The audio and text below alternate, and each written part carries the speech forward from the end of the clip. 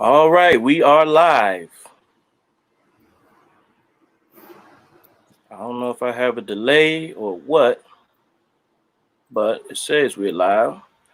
All right, so we are live here with Francis Kenneth. He is a die-hard Lakers fan ever since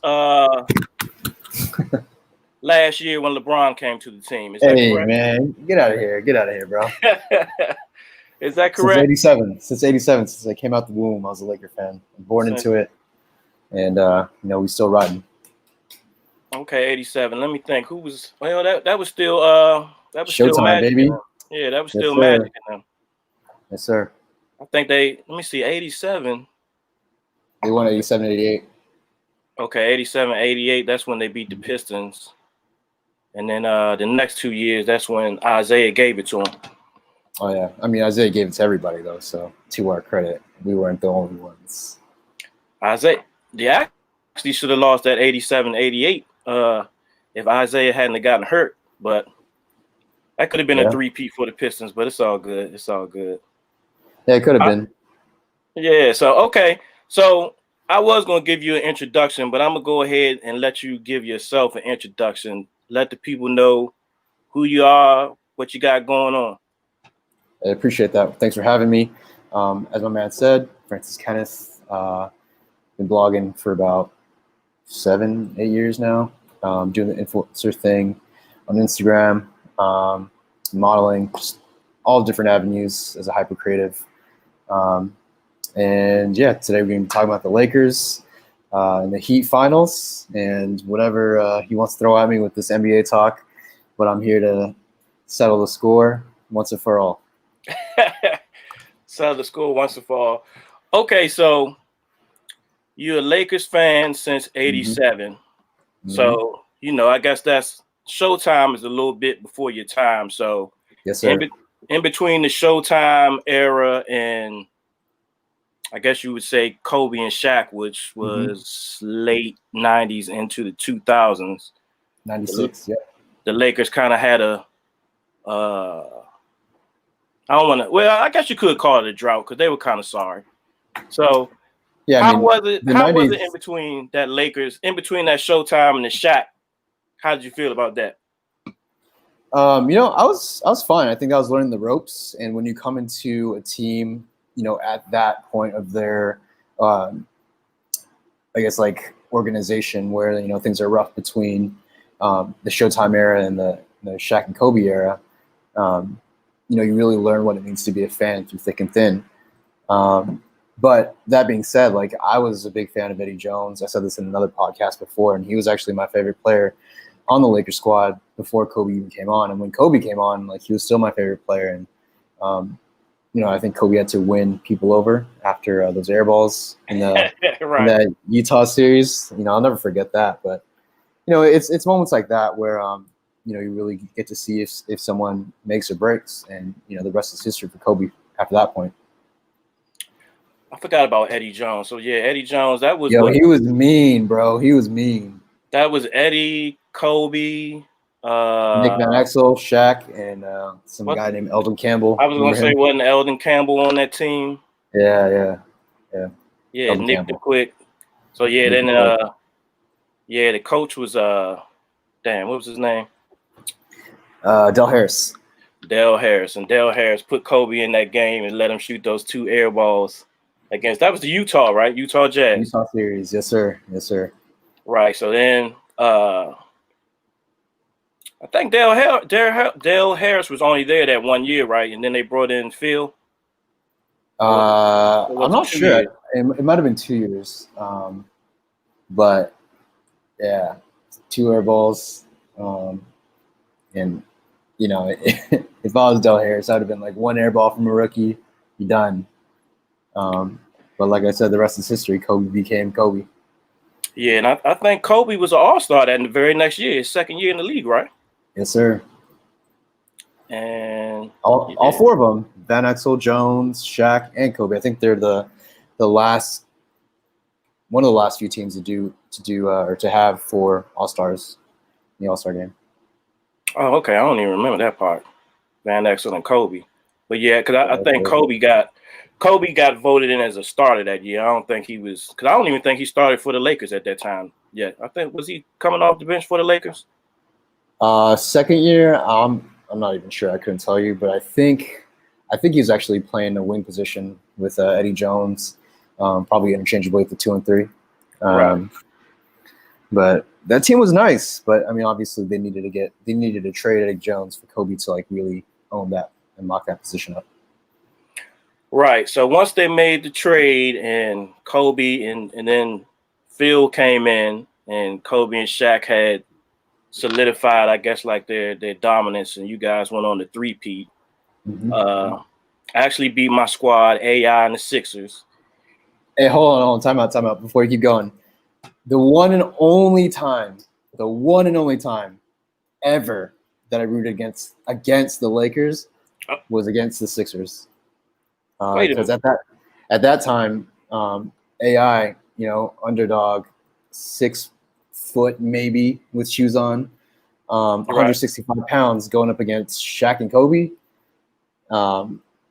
He was just doing things that no one should be able to do. I mean, much like how people talk about Braun now, at 35. But as much as I love Kobe, I think was more relatable for me because I was a small guy always playing growing up.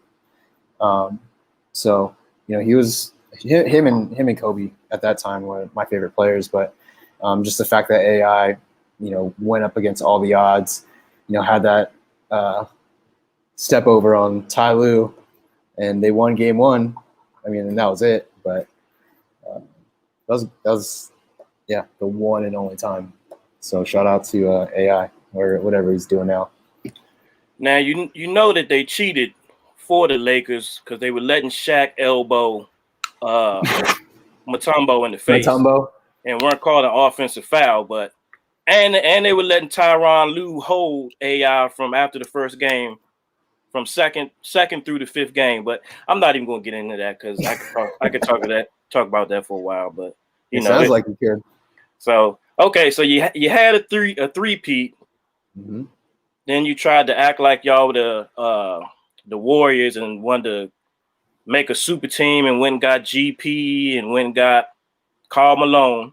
Hold on. They were past their primes at that point, so it wasn't even a super team. You can't compare that Lakers team with the old and beat up, Gary Payton and Karl Malone to in his prime Kevin Durant. In their primes, Klay Thompson, Steph Curry, and Draymond, and Andre Iguodala. So different. Did Karl Malone and Gary Payton come to the Lakers to be starters or bench players? Starters, 100%. And why would they take any other role? I mean, so they weren't that far past their prime. They weren't coming off the bench. But the Lakers were still favorites, right? Absolutely. Okay, so I'm going somewhere here. See, I'm walking you down the path. See, it's like being at the we at the blackjack table or something. See, I'm just walking. Okay. I'm getting you there. So you brought that team together. You were heavy favorites against the lowly, dismal, no superstar having Pistons, correct? Yep. And how did that series work out? Do you recall? Yeah. I mean, the Lakers lost that series, obviously. Kobe had to put the team on his back with a Malone that was pretty much injured and already past his prime anyways, like I said earlier. But when you have arguably the 2 best players in the league in Shaq and Kobe, regardless of what happens to the rest of the team, they should have been able to, carry the team at least to another win. Maybe not even the entire series, but hats off to Detroit that season because I think they shocked everyone. Their defense was phenomenal. They obviously locked down the Lakers in 5. Is that right? We only won 1. Yeah. Yep. And I mean, maybe it would have been a different story if Malone was not injured and maybe if Kobe was at 100%. But at the end of the day, a dub is a dub for the Pistons, and they deserve it. So that brings us to tomorrow night, which Oh is boy, here we go. the start of, let's see, what is this? It's the NBA Finals 2020. It's Mm-hmm. in the bubble. Mm-hmm. You know, that's another thing we don't know, if is the bubble ring going to be respected by the rest of the champions throughout the NBA history. So Right. I don't even know if the Lakers win, if I got to put an asterisk beside this or not. But Yep. I mean, I think you have to, right? The bubble is a very unique environment and situation. I think all the players, coaching staff, the whole league recognizes that. In ways it's easier than it would be playing in different arenas, and in ways it's harder, right? Because you don't have the momentum you get from your fans, the emotions. Um, there's just so many different factors that go into a game in and out of the bubble. And so for that reason, there will always be an asterisk, no matter what. okay, so tomorrow we got the Lakers, who are heavily favored, playing against I was about to say the Detroit Pistons. They're Now, playing Detroit against hasn't been in a minute. yeah, they're playing against well, actually the Clippers sent my man Blake out there to exile in Detroit. So I don't know what's going to happen with that. Maybe they'll get something together next season. But okay, so they're playing the Miami Heat. They are heavily favored because supposedly they have two of the top 5 players in the league. I don't know if that's true or not. I don't know if I agree with that or not. But the Heat have no superstars, they say. But you Right. kind of described the Heat when I asked you about the Pistons team from the past. So how do you feel things are going to play out starting tomorrow night for your beloved Lakers? So obviously it can go one of two ways. They either win or lose. If we look at how the Lakers have performed in the bubble, the playoff series, historically speaking, they've lost game 1 to Portland, they lost game 1 to the Rockets, and they lost game 2 to Denver. So, I would imagine they'll start off slow, maybe potentially lose game 1. Maybe lose even game 2 and go down a 0-2 hole, but they'll close it out in 6. However that's going to be, whether it's game 1, game 2, game 3, game 4, 5, whatever the case may be. I got the Lakers in 6. There's just too much on the line for that organization with, Kobe and Gigi passing, with LeBron at the tail end of his prime. I would imagine. I mean, what he's doing at 35 again is just out of this world. AD being in contract year, and Vogel trying to show that he's one of the best coaches in this league. He had that stint with playoff P, Paul George, in the Pacers back in the day. But well, you know how playoff P is. So that was the end of that. Playoff P showed. Yeah, playoff P came back this season too. Yeah, he really did. Playoff P was fourth quarter. Playoff P was definitely in that bubble, but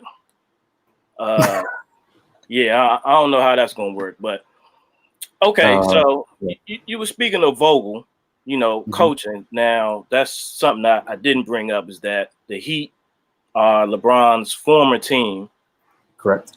He won the chip. He went to the finals 4 times, won twice with Eric Vogel. I mean, not Eric Vogel, Eric Spoelstra. LeBron, I don't know if you remember the first season, LeBron does his little passive aggressive thing that he always does, and bumped the coach and all that kind of stuff. So, and Pat Riley, I know Pat Riley and Eric Spoelstra don't like him. They don't like him, so they gunning for him. He left whatever. He left. Unceremoniously, yeah. There you go. So he left, so they're gunning for him. So how do you think that's going to factor in to this series, knowing that Spoelstra knows how to press LeBron's buttons? Right. I think that's going to be at most the biggest difference maker, right? Like, so if the Heat come out on top, that the difference will be Eric Spoelstra's leadership and just know-how and know around LeBron and what his tendencies are. It'll depend on the rookies all showing up and being damn near perfect from behind the arc on those Adebayo and Butler kickouts. And the third thing is Adebayo has to win the matchup against AD. And I don't say Butler against LeBron because LeBron's going to be Bron. Whatever you do, whatever you throw at him, he'll either score on you or he'll give it to someone, pass it off to someone who will. But in our previous conversation, I said specifically that AD is really the difference maker for the Lakers in this series. And so, if we get the AD that's like inconsistent from game to game, who knows where the series will end up. But if we get that AD who's really out there to kill you, Lakers going to wrap this up real quick. With that being said, I think Spoelstra has a huge advantage in this series over Vogel just because of his knowledge and experience with LeBron. But I think LeBron's a completely different player than he was on the Heat. He had that run with Cleveland after and had a lot to change around his game, his leadership, and his mentality. He's obviously a lot smarter. And he's never had a player like AD in a supporting cast. Like Chris Bosh was Chris Bosh, but no one's putting Chris Bosh up there with AD as far as just greatness is concerned. So it'll be an interesting series, and I think all the games are going to be close. I don't think it's going to be a cakewalk for either of the team. I don't think there's going to be any blowouts. But like I said, lots on the line for the Lakers, and I think they pull out in 6. Let me see. Okay, so 6. So the last series, you were trying to get me to bet you a sum of money. I'm not gonna put it out there how much money you were trying to get me to bet. But see, I was told that Trump made gambling illegal during this quarantine and pandemic stuff, so I couldn't bet you if I wanted to. Okay. Yeah. That's what I was told. Maybe he'll talk about that, tonight during the debates. Yeah. Maybe he'll lift that. Maybe he'll lift the ban, and I can go ahead and bet. I'm not sure, but it's ready whenever you are. You saying 4-2 Lakers? Okay, so this is what I see. I see, like you said, I'm not going to say Bron versus Jimmy Butler, but Jimmy Butler is not going to back down from LeBron, and he's going to give him trouble throughout the series. Absolutely. LeBron is not going to be able to rest on defense like he's been doing against I don't even know who he's guarding against Denver. Hold on, slow down. Did you watch that last 2 games against Denver? If you're going to say he guarded Jamal Murray for like 2 possessions at the end of the game, if that's what you're going to say, then okay. If that's what you're going to bring up. It was definitely more than 2 possessions. He locked him down.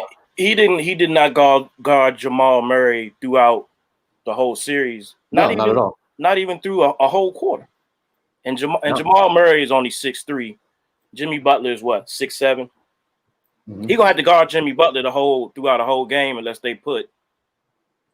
I don't even know who their starting lineup is anymore. They got they going? Dragic, Butler, Robinson, I think at the 2, Adebayo, and Jay Crowder at the 4. And Jay Crowder, yeah. But you guys, depending on, are you gonna play big again? Is Dwight gonna be starting at center, or I think the first game they're gonna throw Dwight or JaVale at the 5 just to see how it goes, and they'll make adjustments from there. Obviously, that's how they started their series against the Rockets. But as everyone said, Chuck, Shaq, all those TNT guys, they said that they needed to play small, and once the Lakers made that adjustment, they took that series. Okay, so I got I got Bam Adebayo, two Kentucky products. They obviously weren't there at the same time, but Bam Mhm, versus mhm, AD. mhm, I've mhm. always thought AD was soft before he came to the Lakers, and I can And he's harken still I can harken back to when they played Golden State in the first round when he was with New Orleans, the Falcons. Pelicans, Mhm, and mhm. Draymond basically just punked them the whole series. Mm-hmm. I think Mm-hmm. they got swept. That was the first round. I believe they got swept. So I kind of see that They got one, I happening. think. I Yeah. kind of see that happening again against Bam. And I think that AD has to give you guys 30 a night for you guys to win. And I don't think it's going to happen. Um, I mean, the same thing could have been said when the Lakers were playing the Nuggets, the Rockets, even the Blazers with who they have. They had Whiteside, they had Nurkic, and they had that other dude. Um, is it Leonard? I don't even know. But they played him at the four, even though he was like a five. White kid, whatever the case may be. I think AD did a lot of growing this season with the Lakers. I also think the addition of having Dwight and JaVale to do a lot of the heavy lifting, so to speak, helps him a lot with the wear and tear. We're not asking him to play, um, the main role because we still have LeBron. But I will admit that AD has his moments where he's easily the softest person on the court, and that's really frustrating as a Laker fan. And you see it, like there's just no drive, there's no motor there. Um, and that was my point earlier, and I think you just reaffirmed it. Is that this Lakers series really is in the hands of AD because the rest of the team is going to do their thing, but whatever AD shows up for the game is what we're going to get, and that's the difference between a win and a loss. So usually in basketball, especially nowadays, you need a third person to step up. So in you guys' case, who do you think can be the consistent third stepper upper? Um, I was actually shocked by this because I pretty much wrote him off as soon as the Lakers brought him on. Um, and again, we don't need him to score; we need him to facilitate, and that's Rajon Rondo. Um, I was pleasantly surprised to see that he's a significantly better three-point shooter than he was before. And again, not that we need him to. This is a very LeBron team on paper. And what I mean by that is that you got LeBron and a bunch of shooters, right? So, when Rondo comes in as your sixth, seventh, eighth man, whatever the case may be, and gives LeBron, rest from playmaking, I think he becomes a very big difference maker. You can see how he did that in the Nuggets series. I think it was like the second game he came back from his injury. Like, dude just took off. Like, if there's anything that we all know about Rondo, is that the dude shows up in the playoffs. And True. I think he's our third guy. And again, he doesn't need to score. He still has that nice layup package in his game.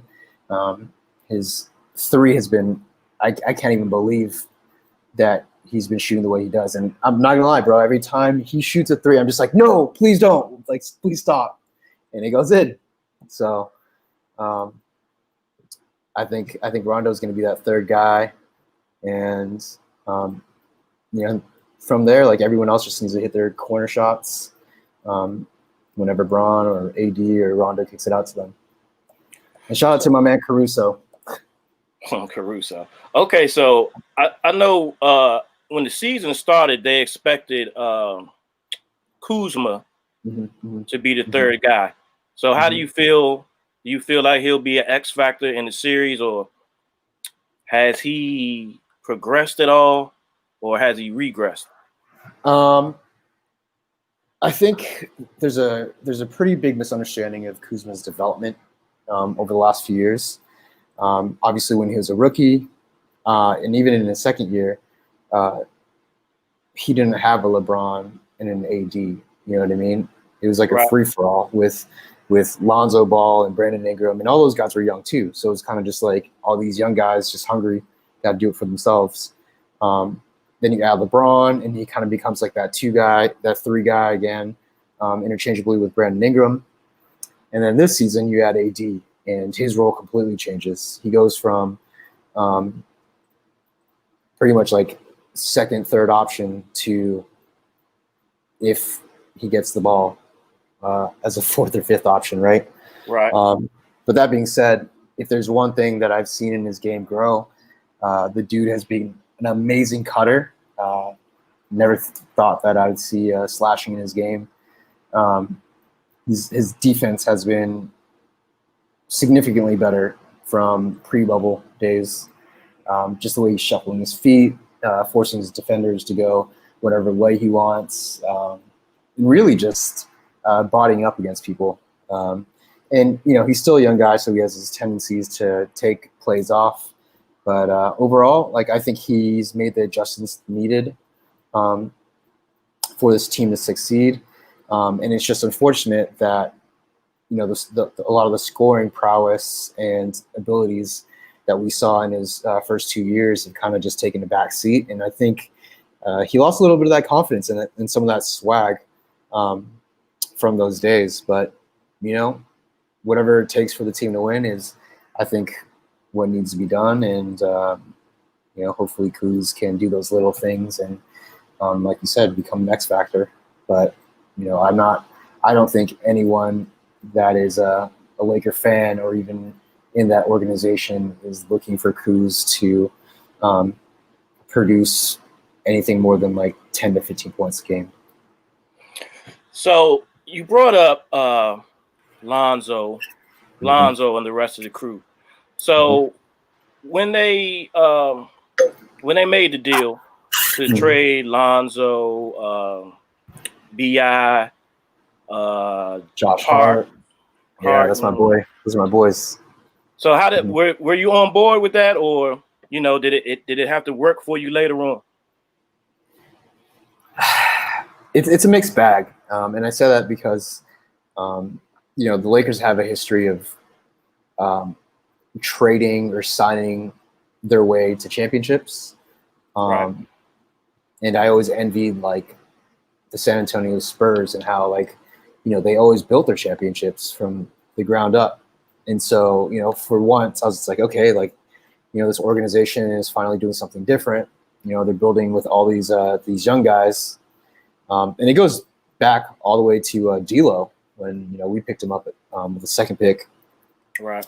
And I was looking forward to that, Ball D'Lo lineup.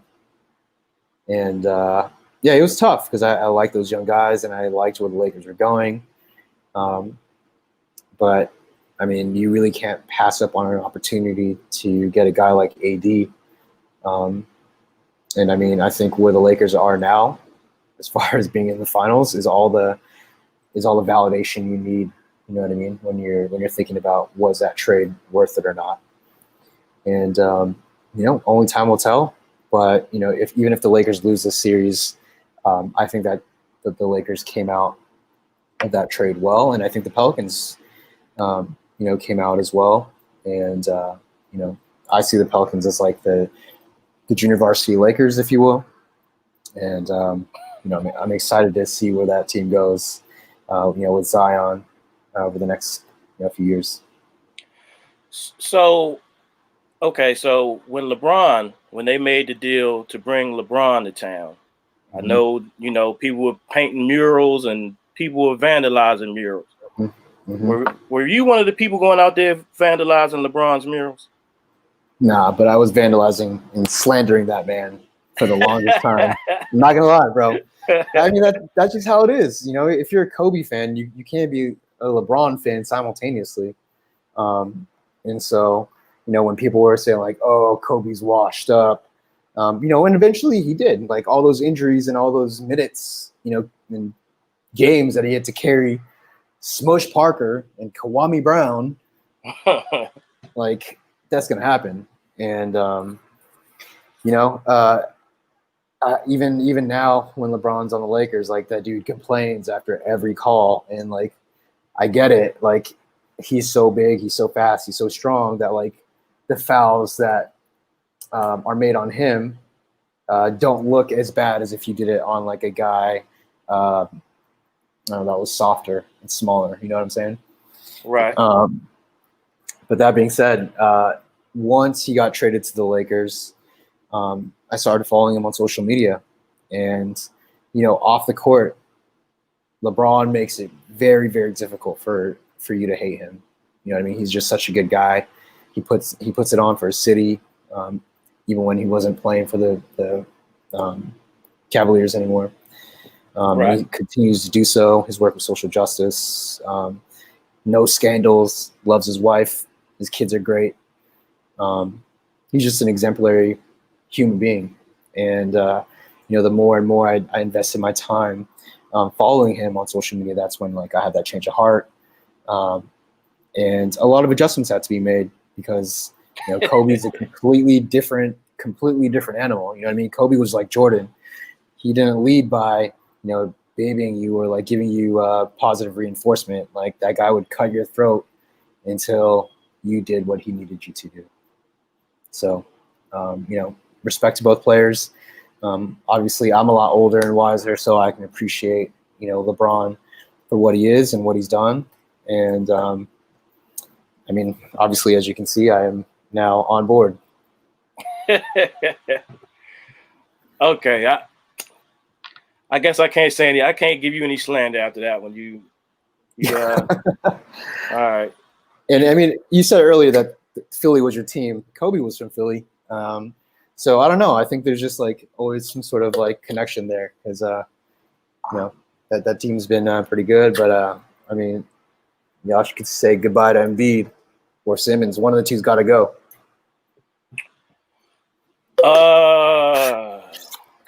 Who are you getting rid of? You're the GM today. Who are you getting rid of? Embiid or Simmons? And why? And what are you getting back? Honestly, I would like to see Ben Simmons go to the Golden State Warriors for the number 2 pick, get Draymond behind out of there, and they can throw something else in there, and I'd be happy. The Sixers can get LaMelo Ball. The Warriors can have Ben Simmons. He can handle the ball and play defense at a higher level than Draymond was doing in the past, and everything will be right with the world. I'm not mad at that. I'm not mad at that at all. I honestly thought you were going to say Embiid. That seems to be the consensus because, people say he's a head case. Both him and Simmons are injured like half the time. Well, Embiid just doesn't want to get in shape. That's his problem. Yeah. And I think people need to remember that Embiid didn't start playing basketball till he was like 16. And that dude's only like, 23, 22 right now? Right. He's still a young guy. And he still's got a lot to learn. There's just so much talent there. And, it's one of those things. Like if he wants it, he can get it. But until then, it's kind of just like untapped potential. That's what I see it. Right, but we're going to have to see what they do with the coach, too. I'm not sure, You don't like their coach? Well, they fired the coach. You didn't like him, though? Brett Brown, nah. I didn't see, how it's kind of like the Lakers, for instance, when they had Dale Harris. Some coaches can only take you but so far. Right. Then you got to bring somebody else in. That's how I feel about Brett Brown. That's how I feel about the Nuggets coach also. But that remains to be seen. Who do you think they're going to pick up then? Or who do you want to pick up? I've heard different names. I've heard them talking about Ty Lue, of course. Yeah. They were talking about D'Antoni. If they keep Simmons and Embiid, I don't think that fits at all. But yeah, if they picked up D'Antoni, Embiid's pretty much gone. Then they also were speaking of Jeff Van Gundy for some strange reason, but I don't see that as a match. I I'm not into old recycled coaches to begin with, so I don't know why that would work, but I don't know. But they're kind of speaking.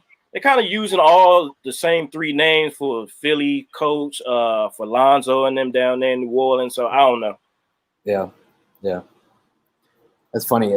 When I think of Van Gundy, I just think of him holding on to dude's leg during that one game, during that fight. You remember that when he was on the Knicks coach? That was Alonzo Mourning. Yeah. Yeah. And iconic. That was the Heat. That was the Heat too. Mm-hmm. Physical Heat team. So we're gonna have to see what happens. But I'm gonna okay. So out there in LA. So how do the people like what's sports talk radio saying about this series? I think everyone, regardless of whether they're Laker fans, whether they're Heat fans, are saying the same things. It's going to be a tough series for both teams. Lakers, as you said, are the favorites. It's not going to be a cakewalk. It'd be shocking if there was any blowouts in any of the games. I mean, in LA, everyone respects Miami. They also understand that they have an uphill battle with Spoelstra having experience with Braun, and again, just a matter of whether AD shows up. And I don't think there's a sense of like that we're going to sweep them or that it's going to be a given. So even for me, I got a lot of respect for that Heat team. I think those rookies playing out of their minds, and this Heat team is going to be exciting to watch for the years to come. But still, Lakers in 6. So that's your final answer: Lakers in 6. Absolutely. You find me anywhere on social media: Instagram, Twitter, Facebook. Your podcast, anyone's podcast. You put me on TV. You put me in front of a news reporter. I'm gonna say the same thing, day in, day out. Lakers in 6. Yes, sir. And you said Heat in 7. Is that what you said the other day? Nah, I changed it. Okay. I changed it. I'm gonna go because I think Spoelstra is gonna have a counterpunch for everything that Vogel does. And LeBron likes to get upset and get passive aggressive. Mm-hmm. So once he starts making those adjustments on LeBron, he's going to get frustrated. Mm-hmm. AD's not going to know what to do. Whole time, Bam is going to be giving it to him. And Tyler Hero is going to come off the bench and give y'all 18 a game.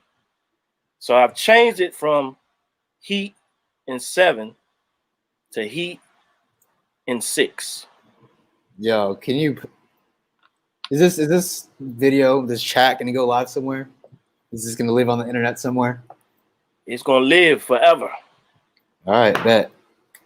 I'm gonna take that little clip of what you just said, so that way I could play it, after the Lakers win the finals and just go to sleep to it every night. Hey, every I night. will. It'll be a lullaby. I will edit it. I will edit it up for you and send it to you. You can have it, and you can do what you want with it. I'm gonna send it. I'm gonna tell my kids about this moment. Because what's my grandkids? What's going to happen live on with the family?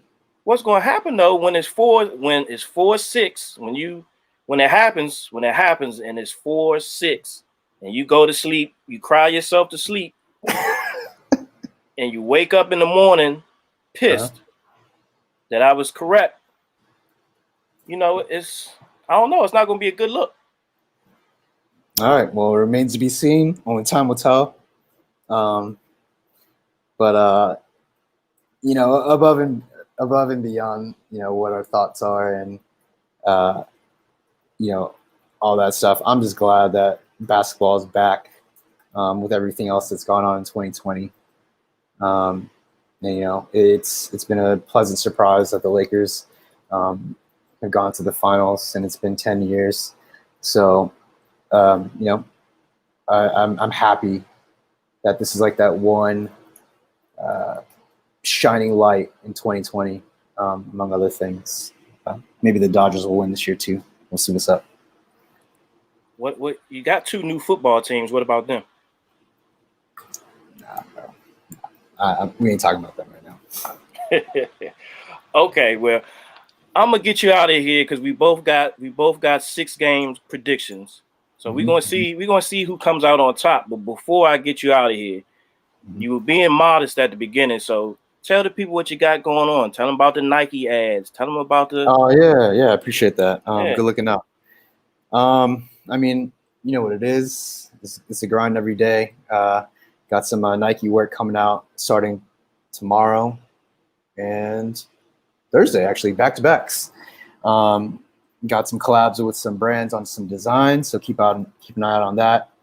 And just got a lot of things in the works, and despite this year, I think it's going to end with a bang. So hit me up on the gram, and I think my name is written on here. Just keep your eyes peeled. It's going to be fun. So what kind of stuff you got coming out with Nike tomorrow? We did a campaign for the Blazers. Okay. Yeah, and then on Thursday, I did a campaign for their swimwear line. Even though it's fall, it's still summer in LA. It's about to be 90 degrees this weekend. Right. So, right. That's still popping off over here. Like I said, there's just a lot of things going on. I go on for days with what's on the calendar, but y'all see for sure. That's what's up. Any drum playing? Yeah, here and there. I'm still doing a lot of songwriting on my own. The band situations has obviously calmed down a lot since COVID. Right. Music never stops. That's my first love, and ideally, where my career goes, and I hope in the next few months things get a little settled down, and I can get back into it, right. Heavier at least. Right. Okay, man. I appreciate you coming through. For everybody, that's the homie Francis Kenneth. You can check him out on Instagram. Is Francis Kenneth your name on the rest of your socials also? Yes, sir. That's correct. Twitter, Facebook, all that.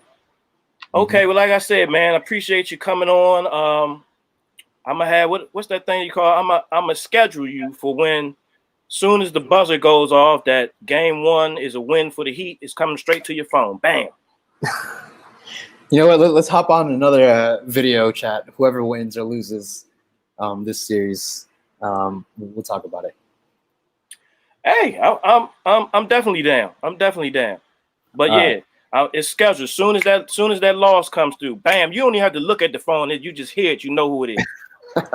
I'll give you a special ringtone too. Yeah, do that. You know what it is. But thanks for coming on, and I'm gonna hit you up later. We gonna wrap and figure out what's next. All right, I appreciate you having me. And we'll talk soon. All right, thanks, dog. All right, appreciate you.